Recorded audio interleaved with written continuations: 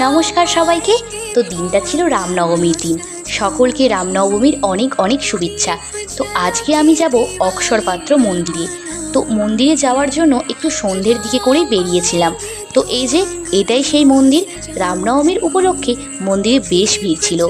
মন্দিরের ভিতরে ছিল রামকৃষ্ণ দুই দেবতা। অপূর্ব লাগছিল দেখতে।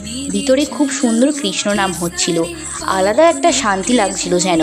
এই মন্দিরের ভিতরের বাইরের দোকান আছে, সেখান থেকে তোমরা নানা ঠাকুরের জিনিস কিনতে পারো। বাইরে রামনবমীর উপলক্ষে রাম ও সীতার মূর্তি পুজো হচ্ছিল।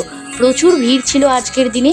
এখানে ভক্তরা কি সুন্দর কৃষ্ণ নামের তালে নাচছিল দেখো, বেশ ভালো লাগছিল দেখতে। মন্দিরে সেদিন ভোগও বিতরণ হচ্ছিল। ভোগ খেয়েই আমি মন্দির থেকে বেরিয়ে আসি। আর জানো তো, রামনবমীর জন্য দেখলাম এখানে অনেক র্যালি বেরিয়েছে, খুব ভালো লাগছিল দেখে। ব্যাস, তারপরই বাড়ি ফিরে এসেছিলাম। সকলে খুব ভালো থেকো। জয় শ্রীরাম।